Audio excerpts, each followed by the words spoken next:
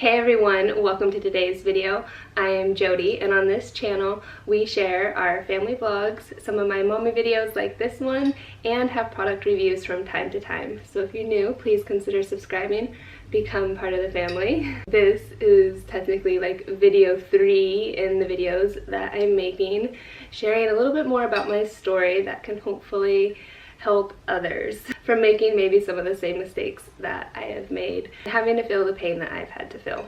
So in this video I'm going to try and focus on sharing some specific situations where I just wish I had made a different choice. Whether this is the first video you've started watching or you watched the last two, this one is hopefully a little bit better. The last two were a lot more raw. I kind of feel like I wanted to show that side of this. I envisioned sitting down and making these videos and sharing this differently, but when it came down to it, I was like, you know what? That instant gratification monkey has been sidetracking me for way too long, and Panic Monster was just like, you need to do this. So wrapped up in all of those emotions of all that stuff, that's partly why those videos are a lot more emotional than this one, and plus I've had more sleep, I'm feeling a lot better, it feels good to be sharing these things, and I'm excited to be at this point. I had notes here that I've been going along with.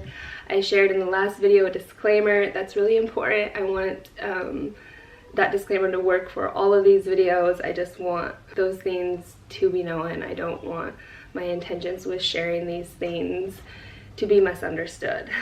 And I also wanted to point out, the last video was a Q&A, so that was a lot easier to structure. I was just answering questions that you guys had asked me, and I was really tired when I made that video, still pretty exhausted, worn out from everything that had been going on. Anyway, to stay on track here, the differences from the Q&A video to this video is I want to talk about some instances, and so I'm not just like sharing this story from start to finish. I'm just going to be talking about some more specific points and situations. And so it might be a little confusing, and I'm sorry if it's like that, but I just want to try and stay on track. I could talk about this subject for days and days and days and days, and we don't have that time. So I'm just gonna stay focused here and share the things that I wanted to share with you guys. I have my coffee because it is much needed.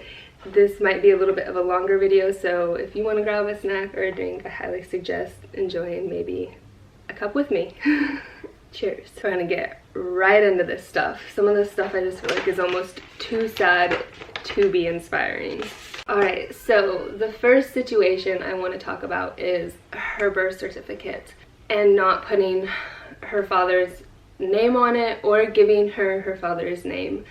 This decision was highly based on being influenced, I feel like. There was another scenario that had happened in our family, and I kind of based my decision off of thinking about that. It was said to me that if someone came along, married me, and wanted to adopt her, that tracking him down and getting him off the birth certificate could end up being really hard, whereas if I just left it empty, then he would be able to end up on the birth certificate.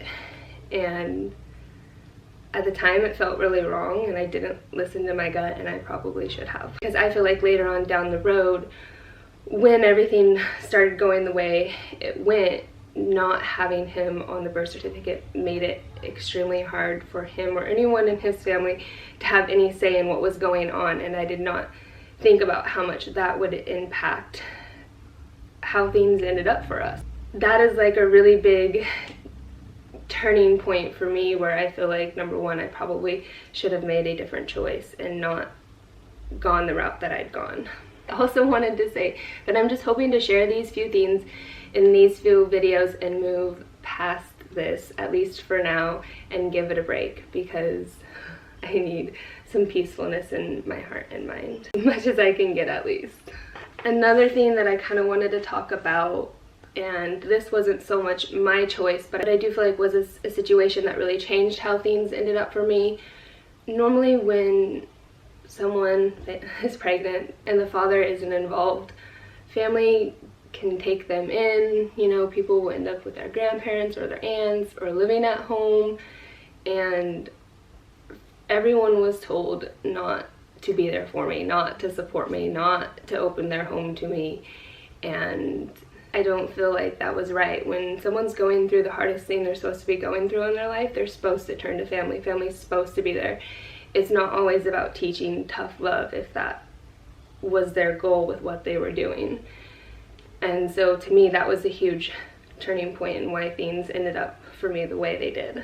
I also wanted to point out that this isn't the first time that it was said they were showing me tough love. There was another time where I was going through a really hard time in my life, and there was people trying to reach out to me, and they stopped them from doing that, and that is detrimental. When we're going through hard times, those are the people that are supposed to rally around you, those that want to put their hands out, and they stopped others from doing that, and I will never understand that.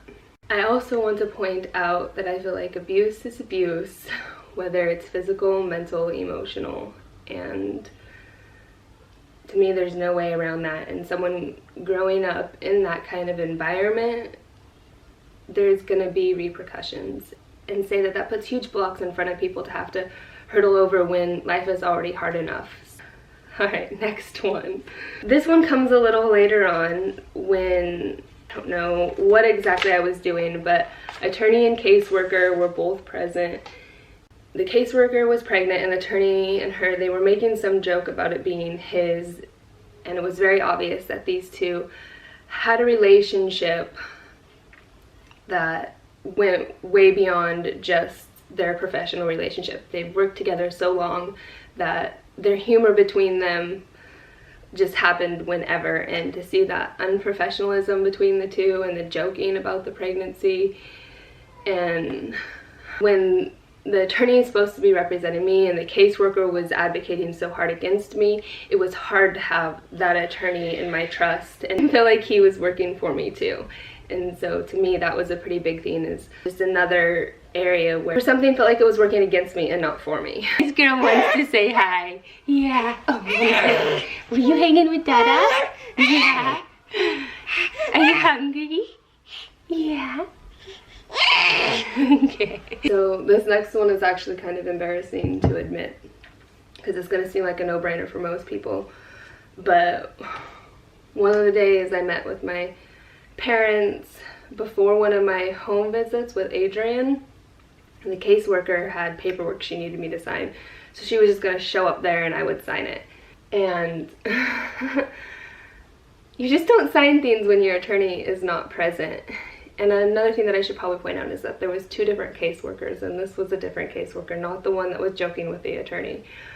But besides that point, the paperwork that I was signing was to change the plan from Adrian coming home with me to being adopted by my parents. And it's a pretty big thing. I felt very cornered. She told me she could not leave there until I signed those papers. And I didn't think to say, I need to talk with my attorney, or I need to have my attorney present before I sign these. And then what's worse is later on, kind of down the road, I got introduced into some mom's class, into this lady there that was working for it, and she said to me that somehow we got talking about it. I think just you signed them at home with your attorney there too. And I said, no. She goes, well, you shouldn't be signing things if he isn't present.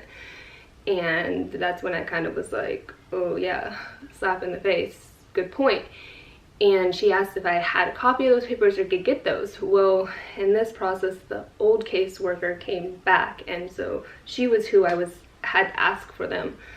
She had that baby, like I mentioned, she was pregnant. Anyway, and she just told me that they were not to be found. So just kind of forced into signing things, and then couldn't ever get them. But at this point, I was getting pretty defeated in it all. And in the next video, I'm going to share an incident where this lady that told me I shouldn't have had these papers signed without him present, I'm going to share more about how she tried to help me later on. This is another one that is kind of a big deal to me, but I don't think was super important. But anytime Adrian left was out of the state, or I don't know, there was a form that it said mother approves, mother disapproves, maybe reasoning, or even parent, maybe not even mother, anyway, not available. And it was checked that I was not available on multiple instances, and they just were flat out not telling me these things. They were keeping things from me, checking that box, unavailable. I don't know why I was unavailable. I had a phone, they could call me. And then this instant that I wanted to share was when I was moving, and this is yet kind of another one where it wasn't so much my choice, but I should have seen and I should have known. So Adrienne needed her bed at my place if she was gonna come there. And Dad said, do you want the bed? And I looked at him and I said, well, I don't need it or want it if she's not ever going to get to come here. And he didn't say yes or no or anything, but he then told the guys who were helping us move to go ahead and move it into my place. And so that gave me the false illusion that I would end up having her. And I don't know whether he just didn't want to break my heart or didn't want to be the one to admit what their intentions really were, or if he just didn't know how things were going to go and he thought, whatever, just send it. I don't know his intentions. All right, so there's that. Another thing that I wanted to talk about is the split sibling things. It is not very common where they split siblings up, and Adrienne and Bridget got split up, and that's, to me, is kind of a big deal and says some telling things about what was really going on in the situation. And oh, this is just, I'm just gonna move on. Okay, then another thing I wanted to talk about is they were having me take UAs. I took UAs after UAs after UAs.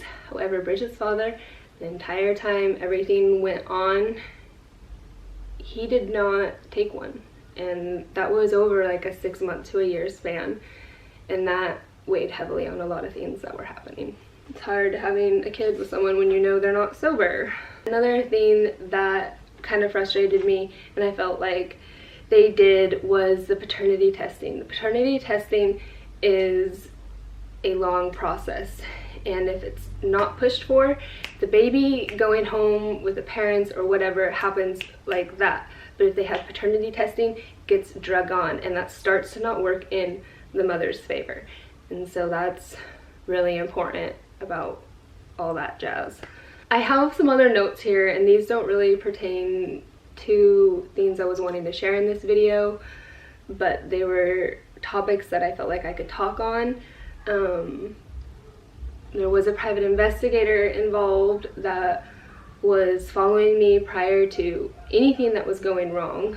Why that was needed is totally beyond me. And my parents did try to contact an attorney to see how they could get Adrienne from me, and me possibly not knowing what I was really doing. And I just want to say that once again I was pretty dumb and fell for that one. So I knew those things though, and they're also kind of what made me cave and crush down. If you guys are gonna hire a private investigator and attorney and try this hard to get her behind my back, I was having the best time of my life with her.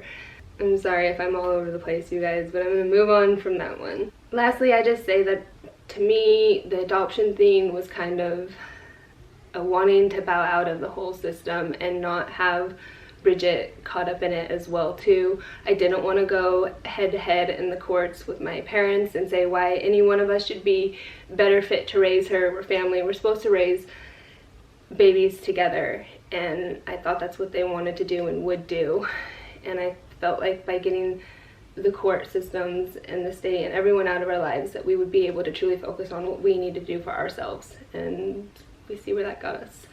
Put trust where I thought I could put trust, and I did feel like I had no choice. I had to make decisions based on a time in my life that wasn't always going to be that type of a time, and that kind of makes the decisions not best fit for your entire life when you're making a decision based on a period in your life, if that makes sense. Just a whole bunch of bad chain of events. And I also remembered I wanted to mention in the last video that I do want to do a Q&A for Bridget, so if you have any questions, please leave them in the comments below. It's hard to say if you enjoyed this video, give it a thumbs up, but if you do want to add any input or anything, please leave it in the comments below. Thank you so much for taking the time to watch and listen, and I'll see you in my next video. Bye!